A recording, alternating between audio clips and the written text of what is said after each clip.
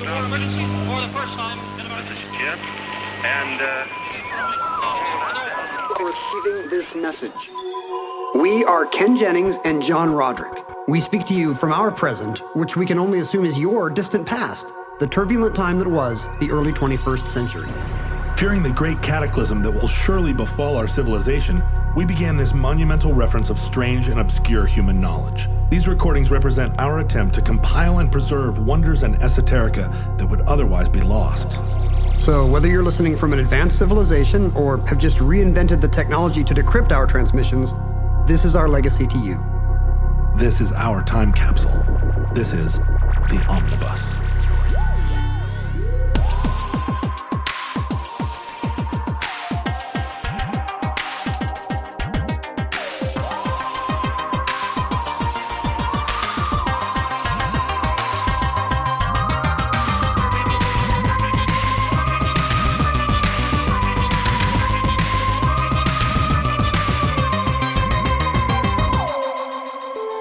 You have accessed entry 524.JB1808, certificate number 34620. George Bush's crack dealer. This is crack cocaine, seized a few days ago by drug enforcement agents in a park just across the street from the White House. How did you get my phone address book? Is that what I'm called on your phone? Oh, look, honey, it's George Bush's crack dealer calling. Hey, Ken. There it is again. I'm changing it to that right now. I think we can all agree that crack is whack. Crack is bad. Extremely whack. Sure. Have you been following kind of the recent I know you love the discourse. I do. You love to keep an eye on the finger on the pulse of the discourse. You know I do. Have you been following kind of the increasing unfashionability of crack as metaphor? Oh, because it has overtones. It has overtones. Yeah. I mean, it used to be the overtones were this is the worst drug we can think of. Or that person's on crack. You must be on crack. Right. Or even something that's very appealing or good. This is like crack. It's like crack for moms. And what you're saying is it's a very good bottle of wine or it's an amazing Monday Night Football game. Right. It's just a way of saying something is amazing. But there's been pushback. There's cracklash, if you will. Yes. The Milk Bar, the beloved New York City bakery, which I think is now nationwide. The Milk Bar used to have their famous dessert was their crack pie. Right. Did not actually contain crack. So I don't. Too bad. Truth in advertising issues, you would think.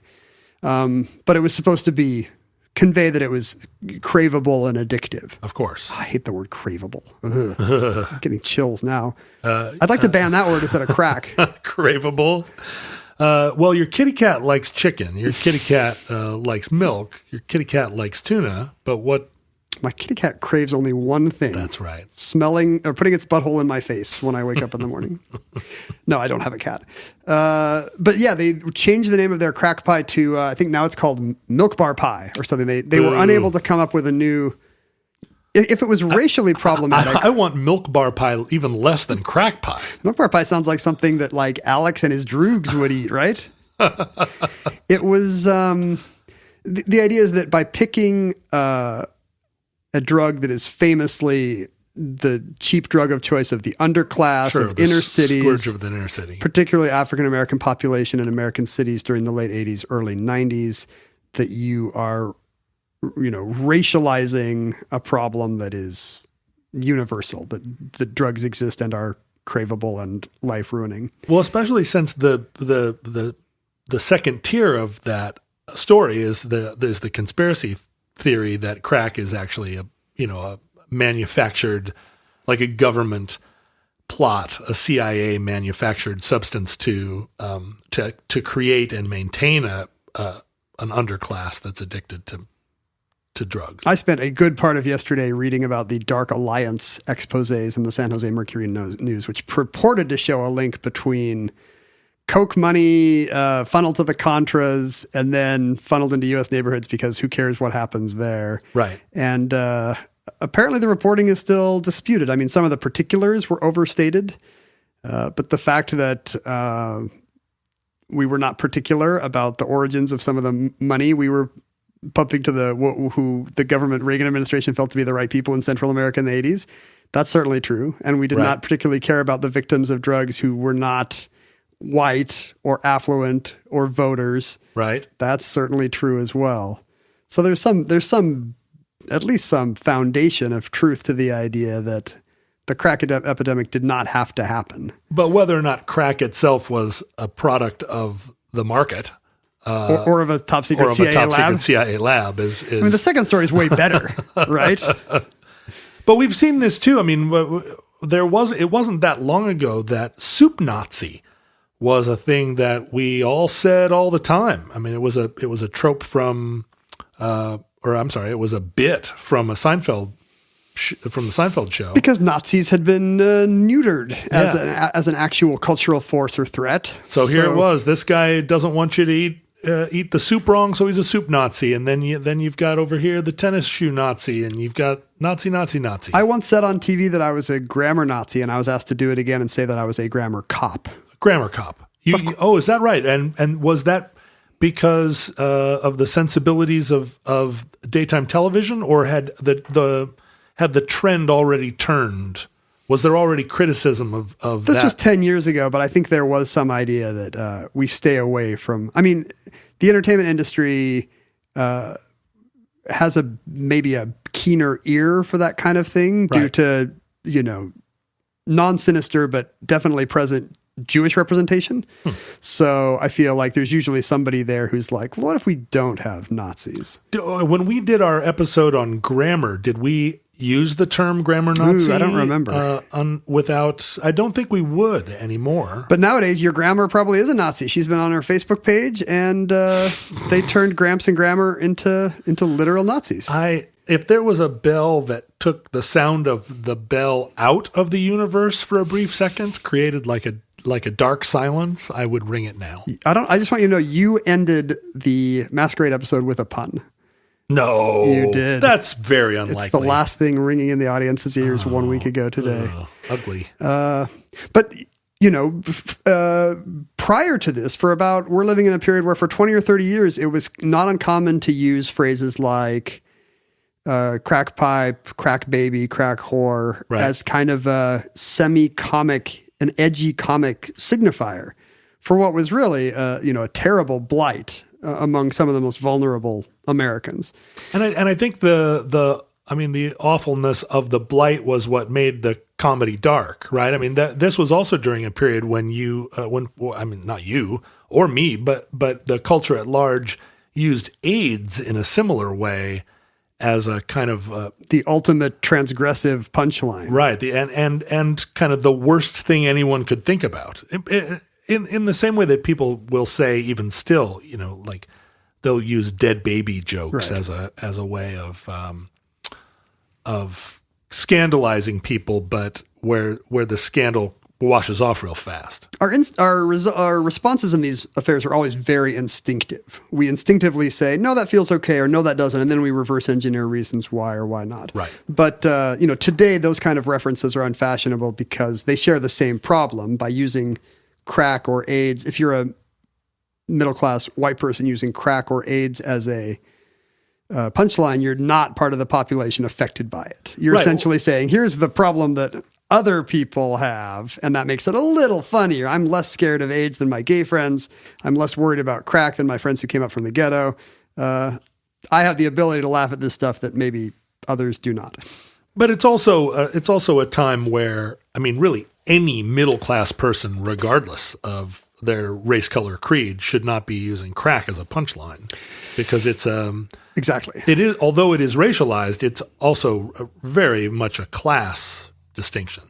Sure, and you can see that today where there is a kind of a similar drug crisis affecting poor Americans, but this time it's largely exurban and rural whites. Right. And the opioid epidemic is being treated, you can tell by its name, as an epidemic, as a heartbreaking problem of addiction, and it's not bound up with all the signifiers that we remember from the crack era, which was crime and blaring music. There is a lot of Culture. crime association, and I think the one thing that we forget is that the moneyed liberal class of the coastal cities really cares very little for poor white Americans either. Right. But the people putting up the billboards and doing the ad campaigns, you're exactly right. It's not that it's so amazing to be an oxy addict today. Right. But I've lived through both eras, and the differences are striking. Yeah, and meth being a kind of bridge drug, this is your face on meth type of thing. Meth also is more a white urban drug. Yeah. And it was talked about and thought about again in using different coded and loaded language. There were no meth whores, Although there are. There absolutely were, but that was not that phrase did not become a signifier of a certain kind of town a certain part of town you didn't drive into. Or meth babies or whatever. Right. And I think we've talked, I can't remember which entry this was, but I remember we were talking about how today's generation and hopefully future generations would be surprised at the visceral way in which drugs were demonized for that period of our history. Not that they're actually great, they're pernicious in so many ways, but this kind of this personal angry reaction to this idea we had of dealers outside of schools. Right. There was really a sense that this was a real threat to the Republic. A threat to the Republic because it got so often tied to reform of the criminal justice system. It got tied to the social welfare net for political reasons, right? People that were opposed to extending the social welfare system or people that were opposed to criminal justice reform, draconian sentencing laws and so forth, could always point to the scourge of drugs as a kind of the unintended consequence of leniency. If you didn't crack down on that, and that's a different word sense of the word crack. If you lightened up for even a moment, then these trench-coated demons would come out of the shadows and sell heroin to your tennis-playing kids. Almost Ignored was the fact that demand is what powers this market, not a single tempter dressed as a pimp outside an elementary school. The problem is baked into the fact that people want drugs, not the fact that drugs aren't great, but that somebody's tricking you into taking them. We really had a lot of very visceral anger towards the trickster figures that were going to. Well, because I think during this same era, the question of why you would want drugs, why it wasn't sufficient, why the love of your betrothed and the church and the Elks. The Elks Club and bowling night and the income of a good solid job wasn't enough to keep you on the straight path. And the suggestion was that the drug pusher could connect you to these drugs that were irresistible and that would crumble your I guess the question is, why is your moral fabric so vulnerable to being corrupted? You should know that you should not get addicted to drugs. Have you thought of simply not being addicted to drugs? That's right. Well, if you were to ask Jesus would say, "Don't get addicted to drugs." Or if the nice dare ladies that came to your classroom, they would tell you the same thing. They were busy towing crushed cars into your gymnasium, the dare ladies. Is that right? You had crushed. This was the dangers of. I was drink? I think a senior in high school when Dare came to Alaska, and we had a big assembly where everybody in the school came crowded down to the gym. Was forced to come to the gym and watch this presentation. And at that point in my high school career, I was the student that ran all the pep assemblies, of course, right? I wasn't on the football team. I was the kid in a bow tie that was like, "All right, everyone, welcome to the gymnasium for the big show." Do I get a mic? All right, I'll do it. And so I emceed the big Dare reveal in Anchorage, and they had a crashed car that some kid had died in a drunk driving accident, and they wheeled this car in, and we all had to gawp at it. Gawp at it, yeah. Like many like many changes, I mean, technology did drive this blight. The drugs were getting cheaper and stronger, and we were no longer like the Incas chewed coca leaves for thousands of years, and they didn't invent the wheel, but they did just fine. That's a great empire. Sure. Mighty highways. You ever seen one of those bridges? Fantastic They're work. astonishing. Do you think you could have done one of those? I couldn't do it now. Sober? I couldn't do it if I had all the crack in the world. These stickers should say sober is sexy, but does not produce great vicuña bridges. But this was becoming a more immediate problem because, poor people who would have been priced out of drugs no longer were due to amazing new freebasing technologies. Right. And the concern was bipartisan, which is really interesting. You talked about draconian sentencing laws. One of the most famous ones that has really not held up was the 1986, it has some, anti-drug something act. It was actually the brainchild of Tip O'Neill. It started out in a Democratic Senate. And of course they knew Reagan would sign it, but this was not Nancy Reagan and Mr. T making America do this. This was worried Democrats. It passed the Senate and the House almost unanimously, these new mandatory minimums for drug offenses and these baked in disparities in which drugs, in which quantities would lead to which punishments. Right. Clinton famously signed a similar sort of criminal justice bill. One of the few Democrats I could find who did not sign off on this bill and was like, this stuff's draconian, Joe Orwellian Biden. stuff.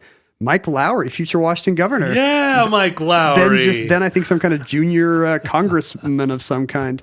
But everybody else signed off because, of course, drugs are self-evidently awful. And nobody stopped to say, well, wait a second, there is 100-to-1 disparity in this bill between powder cocaine and crack cocaine. And that's literally true. Yeah. For this, the mandatory minimums would kick in for 500 grams of, white cocaine versus just 5 grams of crack. And if you ask people to defend this, nobody would ever say, well, it's because they're black. Right. But if you look at the list of 5 reasons, many of them boil down to either because they're poor or because they're black. They would say, well, there's more violence associated with this kind than the Wall Street kind. Right. Or they would say, well, this kind's much cheaper. And therefore, all the reasons were one step away from because they are poor inner city people. Well, and it's interesting that, crack is a speedy drug and heroin is a downer. And I see. It doesn't mean by speedy, you don't mean it takes effect quickly. You mean it perks you up and makes you. Well, it also takes effect quickly, but it's euphoria. It's a euphoric drug, or it's an energetic Stimulant, drug, yeah. Right? A stimulant. That's the word I'm looking for. We call them energetic drugs. And stimulants are, in some ways, a lot more threatening because the person on the drug appears agitated. And if they're writing an SNL sketch, you're okay with that kind of madcap approach. That's right. But if they're walking they're down coming the up to you at a street, bus stop, yeah, with urine-soaked stuff pants. in the corners of their mouth, yeah, it's a lot more. Whereas a junkie, someone that's on heroin, assumes a posture of real passivity. They're in a doorway, yeah. And you're free to ignore them the way we often treat them. Although both drugs inspire a lot of petty crime, street crime. Because there's nothing more energized than a heroin addict that doesn't have heroin. You know what? Yeah, exactly. It's not like everything's great when you're on heroin. We should emphasize to the future. This is not an endorsement. The thing that spurred Tip O'Neill to try to ram through these new crazy drug sentences was, interestingly, and I did not remember this, and this is a sign of how privilege affects drug policy. It was the 1986 overdose of Len Bias, the number 2 pick in the NBA draft for the Boston Celtics. I remember Len Bias. He died on the court, didn't he? No, that was Hank Gathers. Oh. But this was the guy who died right after he had, gotten drafted, and as part of the celebration. That's right. He went out and got high. It included crack. And he never, this Celtics used a number 2 draft pick on this guy. And so the story is partly tragic, this young man, and partly it's white Celtics fans being like, no, that was the number 2 pick. So, white America is suddenly furious about this street drug because it affected their sports center. Right. At the same time, I think there was an NFL player, a defensive rookie of the year, who also had a problem with the rock. And so between these two guys, suddenly it's grabbing headlines in a way that we were free to ignore before, when it was just a not very nice part of town. So, but it became a plot point in a lot of primetime television cop shows. It was the subject of quite a few big films of the day. I wonder if it was successful at scaring kids off drugs. Because a joint is not scary, but, crack's kind of scary. The fact that we other it and the people who use it, I wonder if that was effective at all in at least in middle-class elementary schools. Well, I think crack and the associated money that crack dealing generated and the extra police, the police war that went along with the crack era. The prison overcrowding. All of that fed the rise of gangster rap as that is the life that is depicted in the life of the high rolling drug dealer. So you're not squeamish about crack because now it seems kind of glamorous and masculine. Well, and it's and the war, the sort of inner city war against the oppressive LAPD, that became a kind of a new glamorous Wild West to the white youth of the 90s. We accidentally made it seem fun by trying to dramatize it and make it seem like this terrible. Really, NWA came along and flipped the story. The CIA didn't do it, but the CIA created Eazy-E. That's right. And all of a sudden, it became it was a new Wild West. So in this climate, nobody batted an eyelash on September 5th, 1989, when George Bush, the first President Bush, George Herbert Walker Bush, Bush 41, having taken office from his predecessor, President Reagan, just 10 months before. So addressed America on primetime TV on all three networks, plus Fox, maybe? Who knows? Maybe was there Fox in 1989? I guess there was, just but it then, was, right? yeah. Maybe Fox was still showing Married with Children. But on the other three networks, plus on the McNeil-Lehrer Report, George W. Bush is sitting behind the Oval Office desk, and no one bats an eyelash when he says, all of us agree that the greatest domestic threat facing our nation today is drugs. Wow. All of us. Can you imagine that if a politician said that today, that obviously America's most existential threat is crack? It would seem crazy, not because we have a worse drug epidemic than ever, but just the myopia of thinking nothing is more serious now than the drugs are coming for our children. Especially since there still was a Soviet Union at that point in time. I guess he does say the greatest domestic threat. Oh, I see. Okay. So let's get it straight. So he's not saying it's worse than the Bolsheviks. Right. But he is saying it's worse than any number of other social ills. Government corruption. Sure. It's worse than rapacious capitalism. Pollution. It's worse than deregulation of the banks. Well, I think none of those would even be on his short list.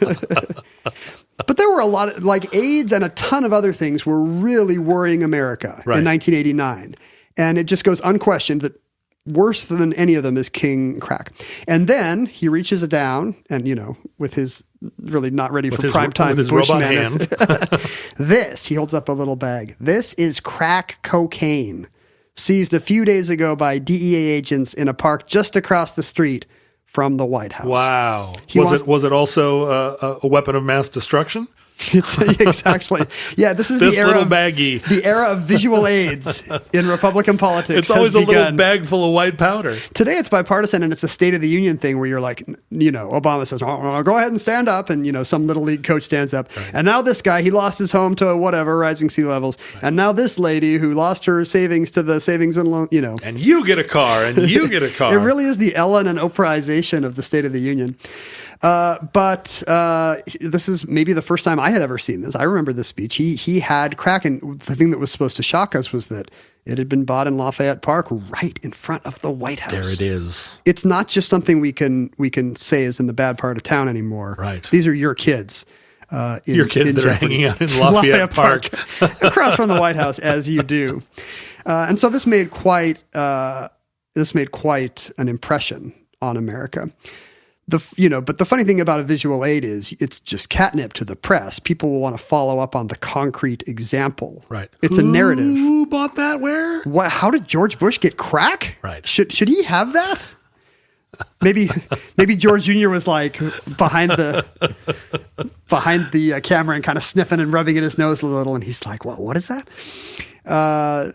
And so the Washington Post started to investigate the strange story of where this crack came from that George Bush just produced from a secret drawer of the Resolute desk, apparently. Thank goodness for the Washington Post. We knew it had not been in there since John Tyler or whatever. Where did this come from? Day. So within a week or two later, the Post prints an expose of George Bush's crack. In fact, almost everything about that statement had been a lie. It had not been seized by DEA agents. It had been purchased for $2,400. $2,400? That much crack would be the size of a hay bale. I don't understand that amount. Maybe could that be the total cost of the operation? Or maybe they did buy a huge amount and he just had a small sample for America? I guess so. I don't understand. The whole idea that crack is this really affordable inner city drug doesn't comport for $2,400, you could really have your choice of a lot of pretty good drugs in 1989. That's right. You could get some good crack. You could get real cocaine. It would not be a little evidence baggie of rock. But not only that, it had not been seized across the street from the White House. White House speechwriters really badly wanted this to be the case. They wanted that visceral idea that just feet from where the president of all people is addressing us, people are buying and selling crack all the time. Did they send Josh Lyman over there with a $20 bill and see what he can scrounge up? They sent some of the spies that are normally sitting around the reflecting pool passing notes to each other and doing dead drops and pretending to feed the pigeons. It actually did turn into a Justice Department operation. Somebody from the Attorney General's office was tasked to ask the DEA, do you have anything going on around the White House? And this got forwarded to the Park Police. It's the District of Columbia, so there's some federal connection to the Park Police. There is. And they were told, no, are you kidding? Like across the street from the White House, there's so many cops, there's so much law enforcement presence, there's so much foot traffic because tourists want that picture of the portico 24 hours a day of the White House. This is the worst place in America to sell crack. Are you on crack? But you can't say that anymore. Can't say that now. You have to say, are you that you're quoting them then. Yes, back then it was okay to say, are you on crack? Right. Today, you couldn't even say, are you crazy? Because that's ableist. Can't do that either. I don't even know. Are you saying something that I find ridiculous? That's what we say in our era. It really rolls off the tongue. It really does. And so DEA agents were dispatched to find crack that could plausibly be said to come from as near to Lafayette Park as you can get. Right.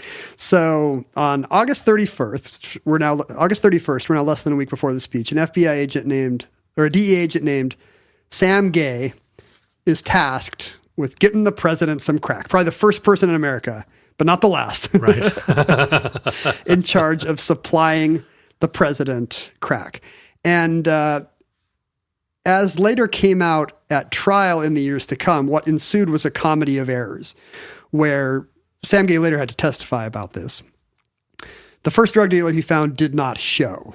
Oh, it didn't show. I mean, the thing about drug dealers he made an appointment? They are not reliable. Well, he had to make some phone calls because nobody was conveniently selling drugs, despite the premise of the speech. Let me give you a little color commentary.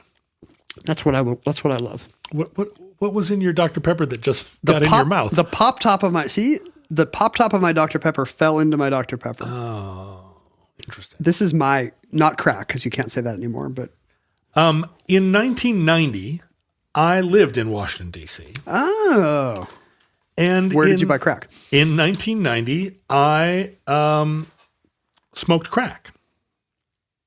Like January to December, or was occasionally, or occasionally as part of my overall drug addiction process scenario. Yeah, because it was cheap and available. It was cheap and available, and I was already a pretty established drug addict, and I was able to buy crack in Washington, D.C., not very far from my house, which was not very far from the White House. Oh, interesting. How far were you in Northwest D.C.? So I lived in a couple of different places, but my main sort of crack stomping grounds, let's say. You can give addresses now. I mean, time has passed. Yeah, it was in Northwest D.C. I lived sort of in the region between DuPont Circle and Logan Circle, sort of up there in the diplomatic. That's a nice, you know, part of town. Well, now. Oh, at the time it was not. I mean, I was a little bit further. Let's say I was a little bit further north than that. I was at and you know, I was at 14th and some letter T. But you could buy crack right across the street from my house at a park. A guy in a corner at a park. I one time I went to a dealer who was standing out on the street, and I said, I had some friends coming to town and I needed some pot. And he said, I don't have any pot, but I do have crack. Bait and switch. And I said, I don't need crack, I need pot.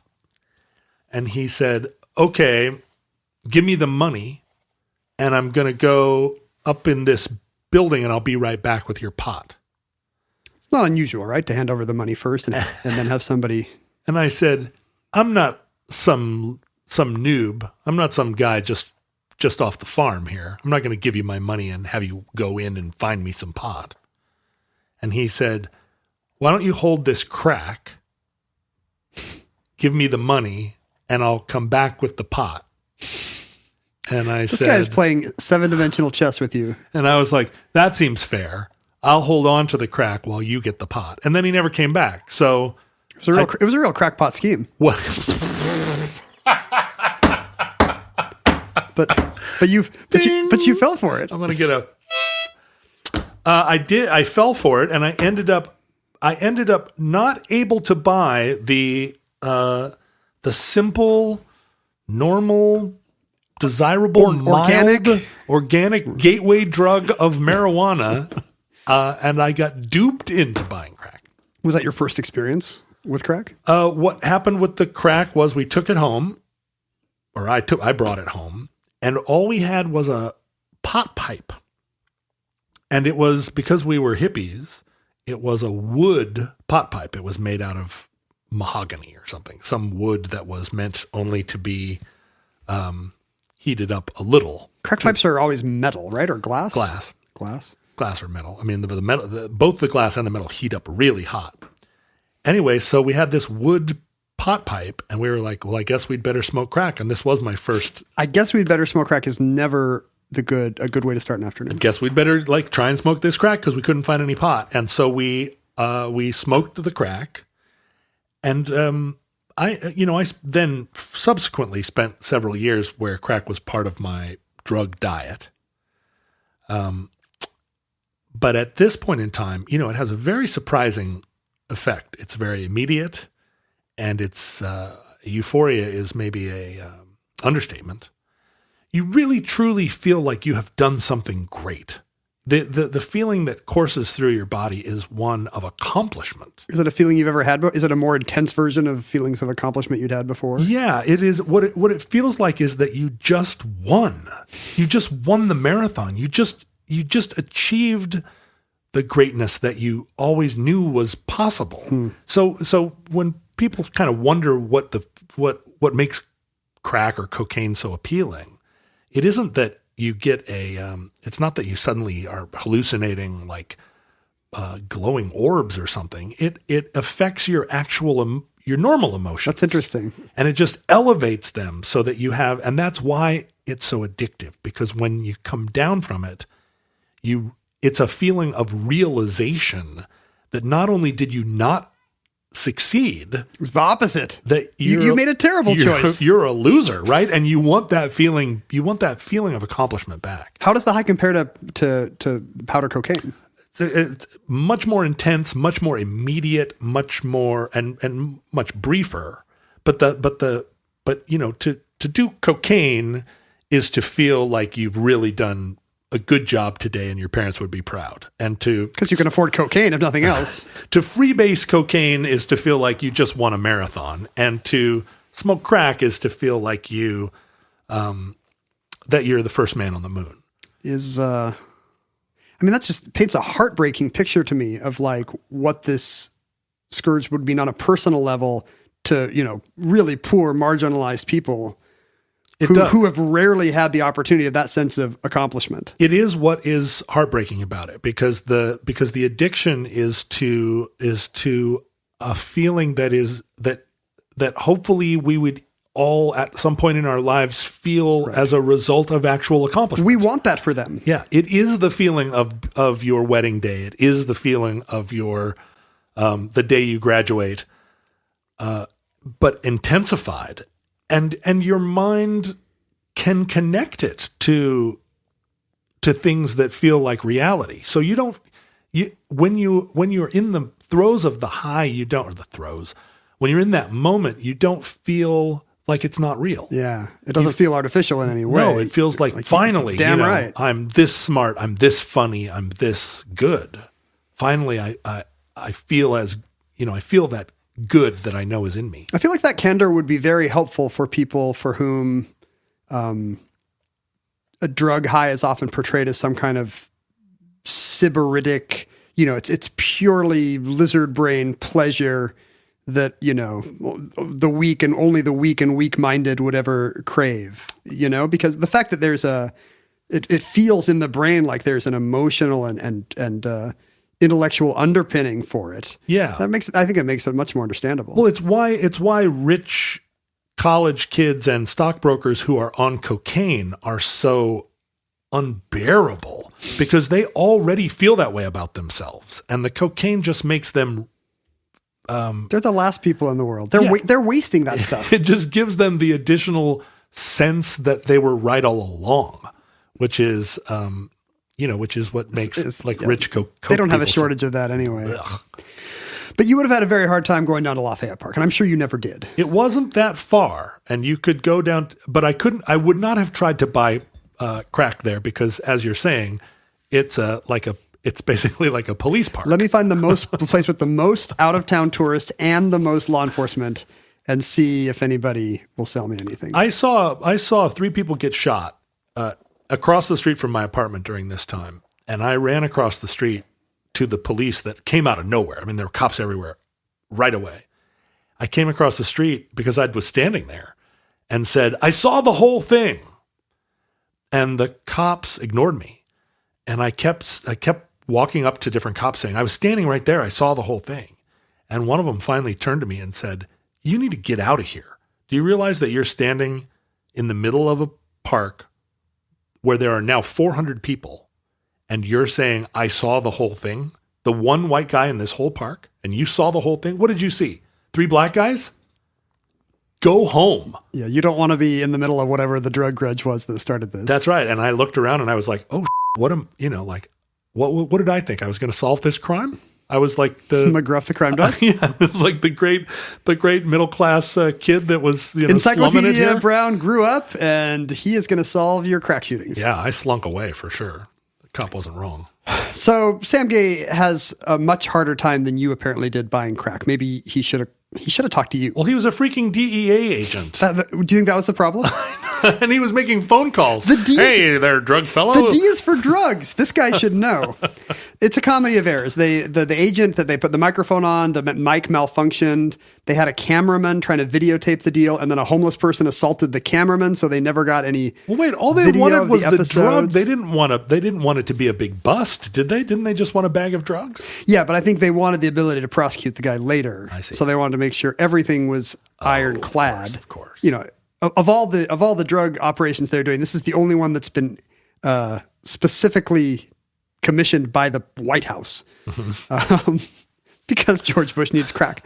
So after the first guy is a no-show, on the following day, September 1st, they end up calling, I don't know how they get this guy, just some guy from Anacostia.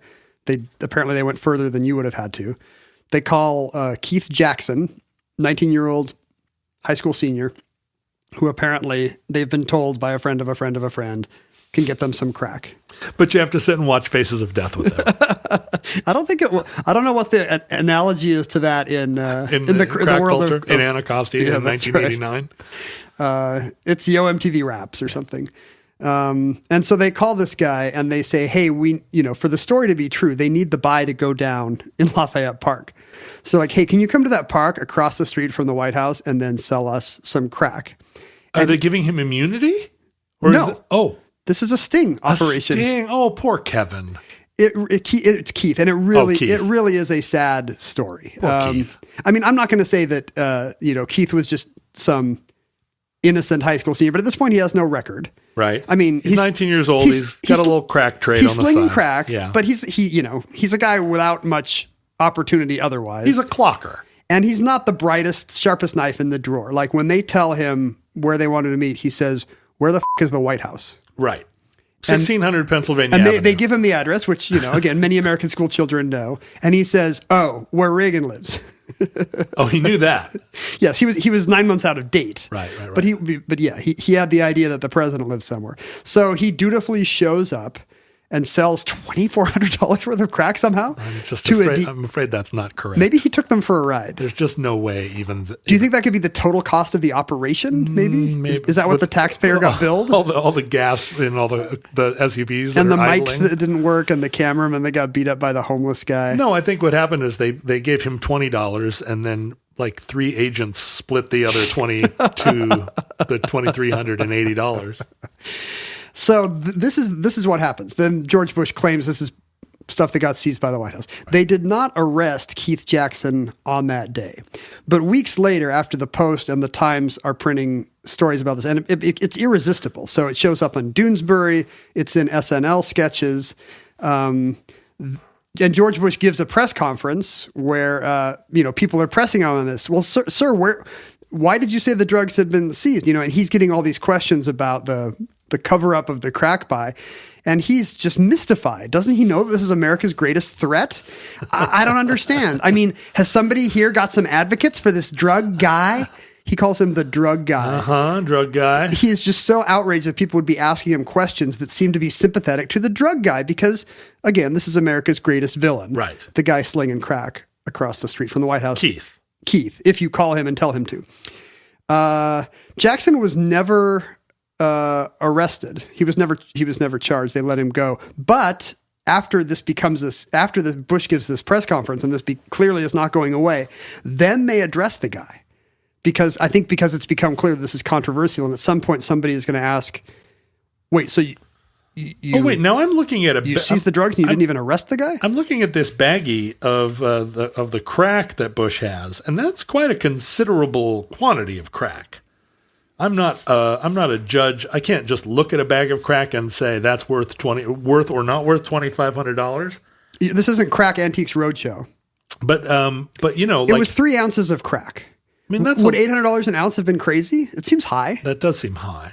I mean, but crack, like a little bag of crack rock that costs $10, they're just little rocks, not big chunks. Those are These chunks. are the size of Super Bowls. But I still don't think that's they're not geodes. I don't think that's of crack. $2,500. Honestly, I don't know what that is, but I didn't know that I was going to be telling this story to someone with so much in-person knowledge of the DC crack trade in 1989. Is that right? You didn't? What is this? Have I surprised you? The fact that you were living blocks away. Yeah. I had no idea. Yeah. I assumed you were out west at the time. Blocks away and doing drugs. I had guessed only half of that. I was working for Ralph Nader, actually.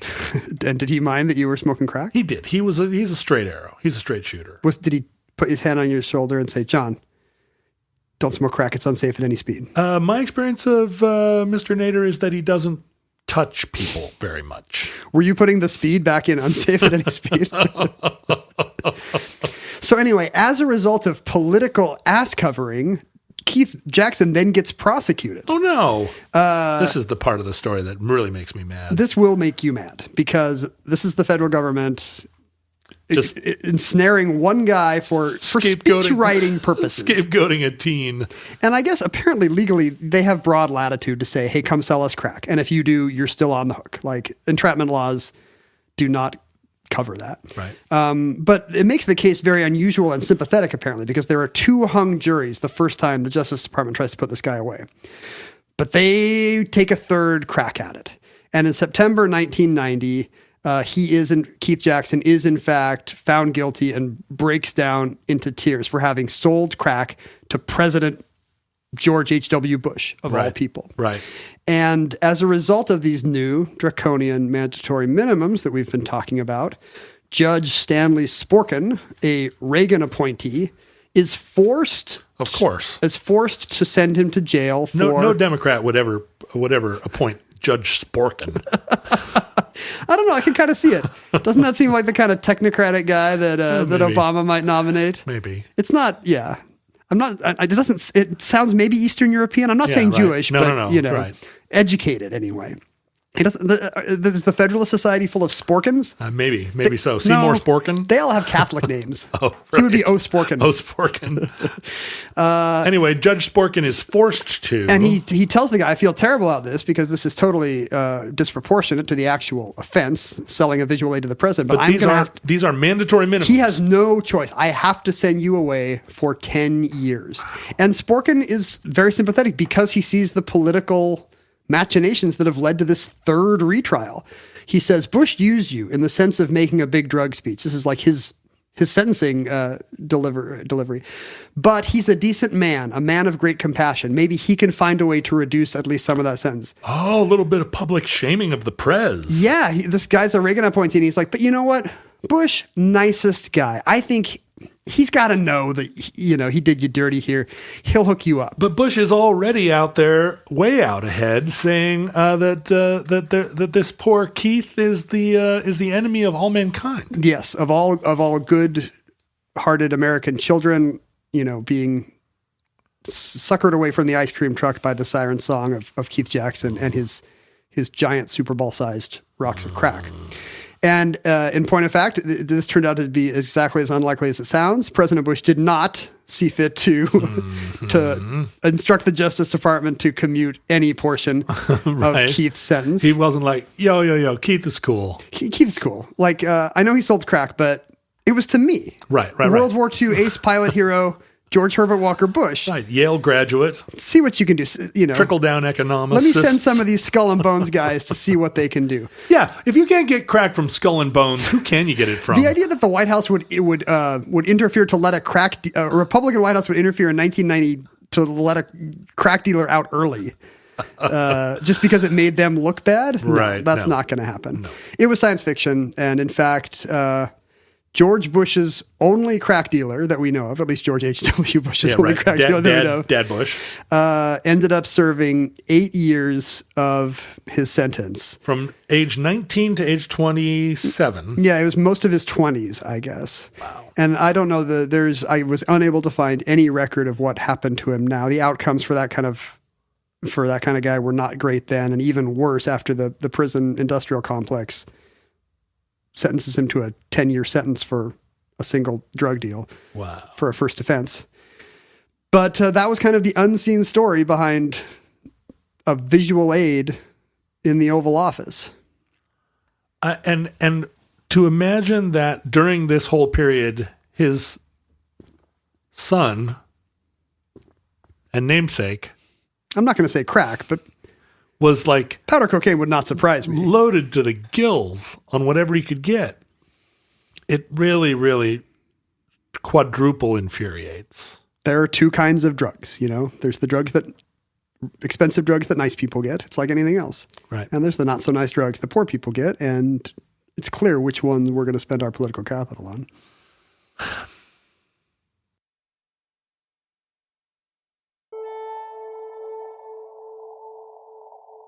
And that concludes George Bush's crack dealer. Entry 524.JB1808, certificate number 34620 in the omnibus. Futurelings, don't do crack. It's whack. I speak from experience that drugs are bad and that they end up doing you a disservice. You had a narrow escape. I was one of the fortunates who found a path to sobriety. And let me encourage you, if you are suffering from a dependence on drugs and alcohol, to believe that there is a way that you can put that insanity behind you. And one day perhaps have a podcast with Ken Jennings, where you sit in the basement and open weird letters from nerds around the world. Even straight edge Ken Jennings. Straight edge Ken Jennings that has never had a beer sits across the street, or sits across this table from And tries to tell you crack stories. former crackhead and overall bad drug consumer, his pal John Roderick. So, But it is nice to see success stories, you know, that it must feel like a kind of slavery or compulsion. And it's not easy, but there is hope. you can, in most cases, recover from drug addiction if you have the humility, and if you are prepared to do the work. It's not. It's never too late, and there are lots of people out there that want to help. So, in my case, let me just suggest that you find a 12-step program in your neighborhood. There is almost certainly one within a 15-minute journey from wherever you are listening to this program, and in fact, even long in the future, when the earth is just a smoking ruin, there will almost certainly be a 12-step meeting. You can probably find a meeting 500 feet from the White House. Oh, for sure you can. Over across the street at the Ford Hotel, there's got to be an AA meeting in the afternoons. Also, you can contact me directly at John Roderick on all social media if you want to talk about your process, because I'm always here to help. It's a lovely thing you do. It's a service you provided to many people.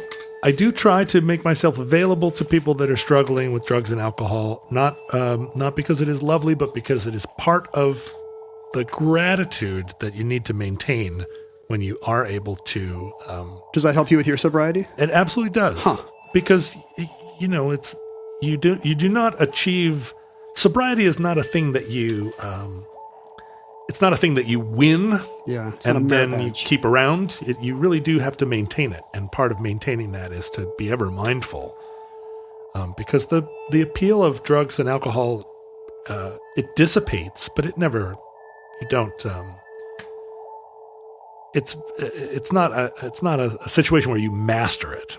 You always have to think about it, and it's important because people helped me, right? You have to do that work in helping the next person that comes along. Well, we should thank the people who helped you as well. Yeah, we should. Not all of them made it, but but life is hard. People die. We don't usually say life is hard, people die in the middle of the email address part of the outro. Oh, that's right. You should email us at the While there's still Project time. at gmail.com.